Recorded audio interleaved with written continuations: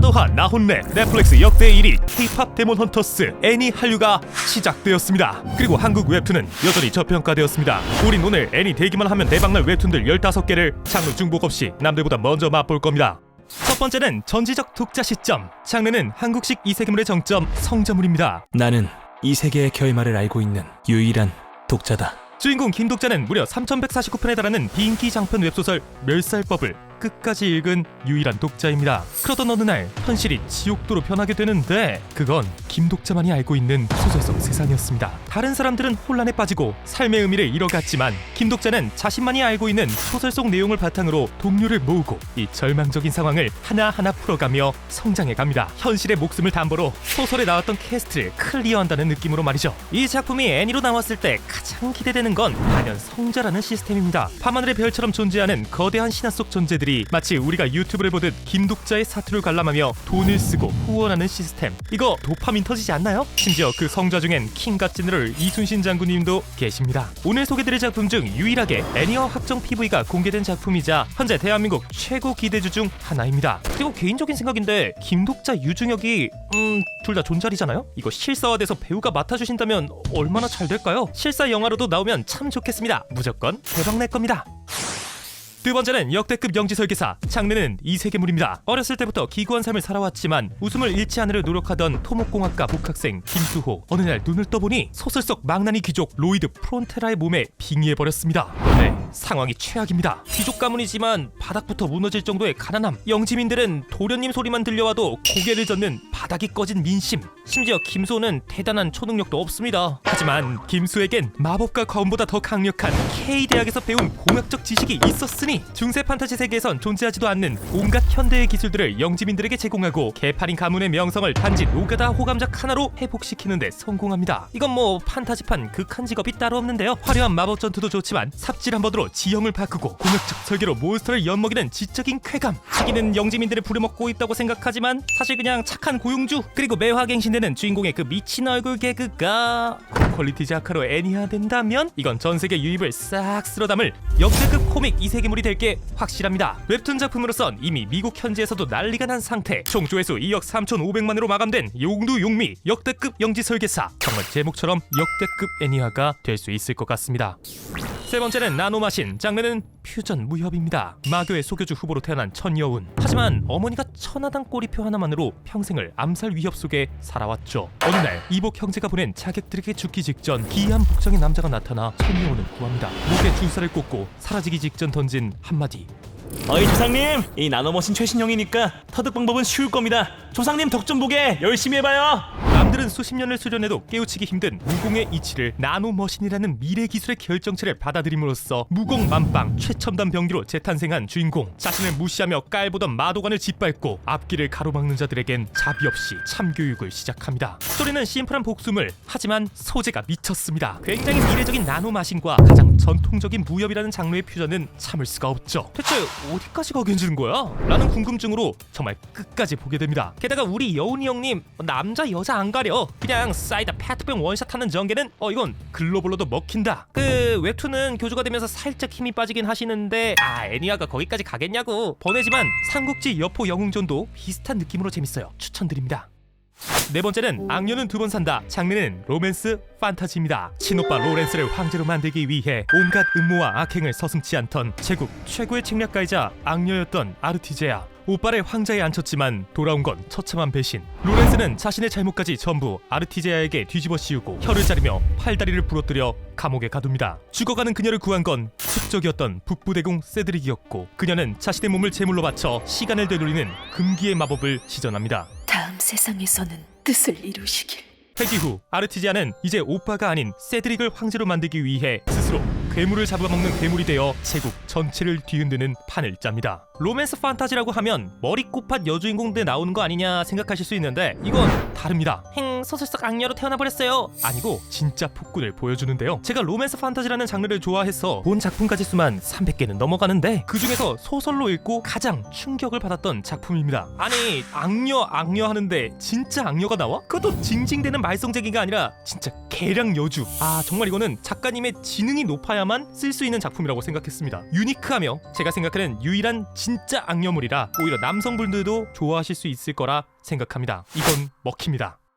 다섯 번째는 만남 어플 중독, 장르는 개그입니다. 외로운 학고 스트리머 초롱이는 만남 어플을 통해 남자를 만나고 싶어합니다. 그러던 어느 날 존잘남과 매칭이 되게 되는데 초롱이는 알지 못하지만 이 남자 초롱이를 죽이려 하는 것 같습니다. 과연 초롱이는 생존할 수 있을까요? 정상적인 인연은커녕 어딘가 나사가 하나가 아니라 한 박스쯤은 빠진 것 같은 괴인들이 미친 듯이 튀어나옵니다. 분명 어플에선 잘생긴 훈남이었는데 만나보니 영 포티도 아니고 영 식스티? 상상을 초월하는 전개로 독자들의 정신에 아득하게 만드는 레전드 작품이라 자부드릴 수 있습니다. 이건 보기 싫습니다. 하지만 보고 싶습니다. 내 진짜 마음은 어딜까? 마치 배꼽 냄새를 맡는 것 같은 웹툰입니다. 그래서 이게 왜 애니화 기대주냐고요? 태그 만화의 완성은 성우들의 열연과 미친 듯한 연출 아니겠습니까? 누즈나 작가의 특유하고 기괴하고 킹받는 표정 묘사가 고퀄리티로 움직인다? 저는 개인적으로 우리 주인공 초롱이의 엑세일 방송을 애니메이션으로 보고 싶습니다. 데이트 쳐서 넷플릭스 1등 찍고 전세계 시청자가 모두 다 봤으면 좋겠습니다. 나만 죽을 순 없습니다. 여섯 번째는 상남자, 장르는 현대 판타지입니다. 오로지 성공만을 위해 수단과 방법을 가리지 않고 대기업 CEO 자리까지 올라간 주인공 한유현. 하지만 그 끝에 남은 건 파멸 뿐이었죠. 자신이 지시한 구조조정의 아픔을 견디지 못하고 극단적 선택을 한 직장 동기와 자신의 차가운 모습에 지칠 대로 지친 가족들. 그런 그에게 기적처럼 주어진 회귀의 기회. 바꿀 수 있다면 바꾸시겠습니까? 모든 기억을 간직한 채 신입사원 시절로 돌아간 그는 과거의 실수를 바로잡고 진정한 성공이 무엇인지 보여주기 시작합니다. 솔직히 이런 현실적인 웹툰들은 항상 아쉬운 게 있습니다. 작가분들이 사회생활을 많이 해보시지 않으셨기에 상상 속 회사생활이라는 느낌을 지울 수가 없죠. 그런데 상남자는 다릅니다. 한유연의 정치질은 급식이 봐도 진짜 회사라고 느껴질 정도로 현실적이죠. 그런 디테일 하나하나가 어떻게 나오는 거지? 했더니 원작 작가가 LG 직원이셨습니다. 사실 이 작품은 주인공이 회기 전에 망하고 철수하게 된 모바일 사업부를 부활시키는 전개로 흐르게 되는데 LG 전직원. 그래서 칼과 마법이 아닌 대화와 전략으로 싸우는 어른들의 액션물, 한국형 오피스 애니메이션의 전설이 될 가능성은 충분합니다. 비슷한 작품으론 재벌집 막내 아들이 있겠네요. 일곱 번째는 이직 로그, 장르는 현대 직장인 로맨스물입니다. 스타트업 5년차 개발자 조이, 실적 좋고 인간관계도 완벽. 고민이라고는 티끌만큼도 없어 보였지만 이직할까? 사실 그녀는 남몰래 이직을 준비하고 있었고 옆자리 프로그래머 맥스에게 들켜버렸죠. 전 멋지다고 생각하는데요. 우연한 계기로 시작되는 이직 스터디, 그리고 생겨나는 두근두근 로맨스. 맥스는 여자들이 이야기하는 환상의 너드남입니다. 평범해 보이는데 자기 전문 분야 확실하고 위에 누나 두세 명은 있는 것 같이 잔잔한 배려심이 있고 여자 문제 없고 말 이쁘게 하고 꾸미면 잘생겼고 아니 그게 다 되는데 왜 너드남이야?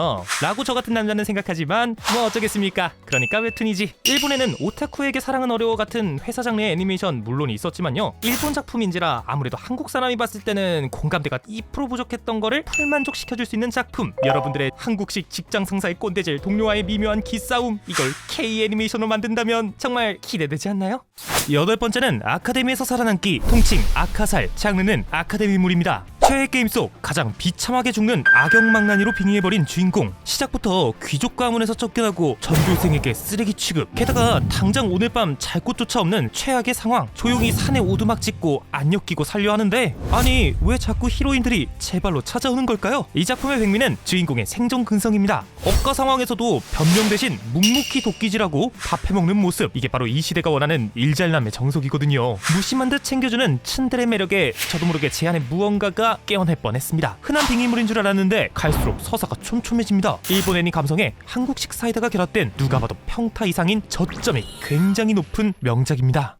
아홉 번째는 근육조선, 장르는 대체 역사물입니다. 주인공은 보디빌더 출신 역사학도입니다. 어느 날 잘 먹지도 않는 술을 마시고 눈을 떠봤는데 내가 수양대군이라고? 진짜 당황스럽게도 세종대왕의 둘째 아들 수양대군으로 빙의하게 된 거죠. 그런데 역사학도 눈에 비친 조선은 당뇨와 질병에 시달리는 약골들의 집합소였습니다. 여기서 주인공은 결심합니다. 그래, 유교 예법보다 중요한 건 특근이다. 이 작품의 미친 킬링 포인트는 세종대왕. 역사에서도 잘 알려졌지만 고도비만이셨는데 우리 주인공이 가서 줄넘기 시키고 PT 조져서 다이어트 완성해버립니다.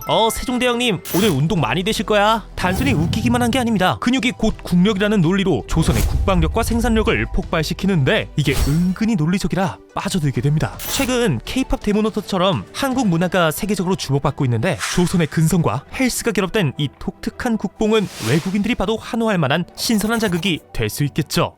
10번째는 오늘만 사는 기사, 장르는 무한 회기물입니다. 판타지 세계라고 모두가 천재일 수는 없습니다. 여기 누구보다 간절하게 기사를 꿈꿨지만 아저씨 약하네, 재능이라는 벽 앞에 무너진 남자 앵크리드가 있습니다. 남들보다 덜 자고 더 뛰고 수만 번의 칼을 휘둘렀지만 돌아오는 건 비웃음과 포기하라는 조언뿐이었죠. 어느 날 전쟁이 찾아왔고 10명도 안 되는 인원을 이끄는 분대장로 싸우던 중 적군의 칼에 목이 찔려 죽음을 맞이한 앵크리드. 하지만 다시 눈을 뜨게 되고 익숙한 천장, 익숙한 아침, 10번을 죽어도 다시 똑같은 시간으로 회귀를 하게 됩니다. 그리고 눈앞에 있는 저 적을 죽이기 전까지 이 하루가 무한 반복하게 된다는 것을 깨닫게 되죠. 보통의 사람이라면 미쳐버릴 이 무한한 죽음, 하지만 앵크리드는 씨구습니다. 그에게 있어서 이건 기사가 되기 위한 완벽한 수련의 장이었으니까요. 이 웹툰의 좋은 점은 현대 작품들의 트렌드를 거슬러 올라가는 연어 같은 작품이라는 겁니다. 주인공은 먼치킨이 아니고 모든 강자가 얘기하는 노재능, 결코 기사가 될 수 없는 범인입니다. 그런 그가 수백 번 죽어가며 적의 숨결과 화살의 궤적을 뇌에 새겨놓는 과정을 이 웹툰은 꼼꼼히 그립니다. 말 그대로 한국판 리제로라고 불릴만 하지만 절망하는 대신 칼을 다시 잡는다는 점에서 그 결은 훨씬 더 뜨겁고 묵직합니다. 수만 번의 반복 끝에 마침내 적을 베어넘기게 될 카타르시스는 말로 표현할 수 없습니다. 그리고 이게 동료들 입장에서 미치는 거죠. 한 달 내내 가르쳐도 제자리 걸음이던 사람이 사선을 넘나드는 단 하루 만에 완벽하게 각성해서 돌아오니까요. 노력의 가치를 증명해낸 이 처절한 서사가 역동적인 작화와 성우의 열연으로 애니화된다? 이건 진짜 못 참습니다. 11번째는 배우로서 살겠다, 연예계 회귀물입니다. 연기의 신이라 불리며 모든 부와 명예를 거머쥐었던 장영국. 하지만 그 화려한 트로피 뒤에 남은 건 병든 어머니가 돌아가실 때까지 방치했다는 지독한 후회와 공허함 뿐이었습니다. 스스로 생을 마감한 장영국. 2회차 인생은 부산시정에서 어머니를 도우며 조용히 살려 했지만 그의 재능은 숨긴다고 숨겨지는 게 아니었습니다. 전생의 베테랑 연기력과 신인의 몸이 만났을 때 터지는 시너지가 압권입니다. 최애 아이처럼 연예계의 현실을 다루면서도 훨씬 묵직한 감동을 줍니다. 우리 영국이 형의 미친 연기가 성우의 목소리를 통해 생동감 있게 전달된다면 그날로 안방극장은 눈물바다 확정일 겁니다. 12번째는 가비지 타임, 장르는 스포츠입니다. 6명으로 이루어진 만년 꼴등 지상고등학교 농구부. 순수하게 농구를 사랑하는 마음으로 시작했지만 현실의 벽 앞에 계속 넘어지게 되죠. 그리고 주인공들은 그 한계를 부수기 위해 피땀 흘리며 노력을 시작합니다. 엘리트 교육을 받으며 농구를 접했지만 가슴에서 우러러 나오는 스포츠라는 진심을 다시 한번 찾아나가는 푸른 청춘의 이야기. 사실 제가 몇 달 전에 메가커피를 갔다가 깜짝 놀랐거든요.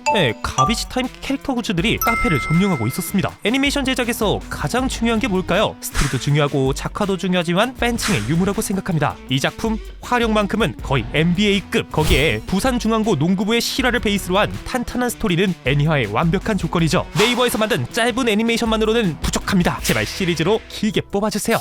13번째는 화산기환, 장르는 무협입니다. 천하를 혼돈으로 물들인 최악의 빌런 마교의 수장 천마의 목을 베어내고 장렬히 전사한 화산파의 청명. 100년 뒤 전생의 기억을 그대로 가진 채 거지 잼민이의 몸으로 환생하는 데 성공합니다. 자신에게 펼쳐진 이 상황이 이해가 되지 않아 그대로 화산파에 달려가 보지만 화산파는 이미 망할 대로 망한 상황. 자신이 이루어낸 100년 전 업적이 다 부질없다 느끼는 그 순간 청명이는 다짐합니다. 내가 어떻게든 다시 살려놓는다. 돈도 없고 명예도 없고 전부 다 잃어버린 이 화산파에 입문하여 누구보다 강력하고 무시당하지 않는 문파로 만들겠다고. 사실 무협은 틀 장르라는 인식이 연점이 있죠. 제가 최근에 미친듯이 빠져 풀탐만 100시간을 넘긴 무협 게임 연운이 있는데 거기 그 젊은이가 별로 없어요. 어쩔 수 없죠. 장르 자체가 역사가 깊고 허공답보 이가두주 이복의 점소이 여기 메뉴 좀 갖다 주게 등 어려운 무협의 세계는 진입장벽이 분명히 있습니다. 그런데 화산기한은 이걸 깨버렸습니다. 남녀노소 가리지 않고 미친 인기를 끌어 2024년엔 한국 인기 웹툰 1위. 무협이라는 장르적 한계에도 불구하고 미형의 캐릭터들로 많은 여성 독자 팬들을 지니고 있죠. 사실 이미 뮤비가 하나 나왔었는데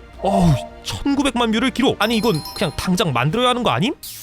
14번째는 오늘의 한요일은 여자다, 장르는 TS물입니다. 아이돌 지망생을 꿈꾸며 춤과 노래를 미친듯이 연습해 실력 1등 찍은 김상현. 하지만 아이돌이라기엔 미묘한 얼굴과 학교폭력 가해자라는 누명으로 꿈을 포기해야만 했죠. 그러던 그에게 어느 날 대기업 연예기획사 실장이 찾아와 전생의 모습으로 바꾸는 약을 건네주는데 이게 뭐야? 그렇습니다. 상현의 전생은 바로 창원형급 미모를 가진 초절정 미녀. 그렇게 자신이 꿈꾸는 아이돌로 데뷔할 수 있게 되었는데 남자 아이돌이 아닌 여자 아이돌이 돼야 한다고?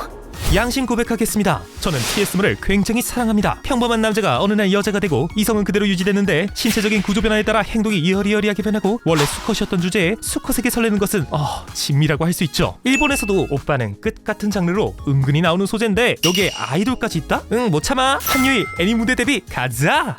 15번째는 별을 품은 소드마스터. 장르는 정통 판타지입니다. 꿈을 꾸는 것조차 사치인 슬럼가의 밑바닥 인생. 소년 블라드는 번개를 맞은 직후 소년 좁혀 능력을 개화하게 되지만 한 기사가 나타나 자신의 가족 같은 조직원들을 몰살합니다. 가까스로 도망친 블라드는 복수를 다짐하며 강해지기 위해 기사가 되려 하는데 소신 발언하겠습니다. 현 네이버 웹툰 중 폼 고트입니다. 사실 소재가 독특하진 않습니다. 뒷골목의 거지 소년이 우연한 계기로 능력을 각성하고 기사가 되는 이야기. 어찌 보면 좀 뻔하다고 할 수 있죠. 앞에서 소개한 작품들처럼 이 세계에 가거나 회귀하는 것도 아닙니다. 사실 현 시대는 천천히 쌓아 올린 공든탑을 보지 않습니다. 다들 도파민에 절여져 어떻게든 자극적이게 보이려 애쓰는데요. 부끄럽지만 저도 영상을 만들 때 오버를 많이 합니다. 하지만 이 작품은 결코 호들갑 떨지 않습니다. 담담합니다. 마치 2020년대에 눈물을 마시는 새를 보는 것 같은 그 정통의 느낌이 오히려 독특하게 느껴지죠. 마치 쇼미더머니 12에 나온 정상수랄까요? 소재의 자극보다는 작가님의 미친 필력과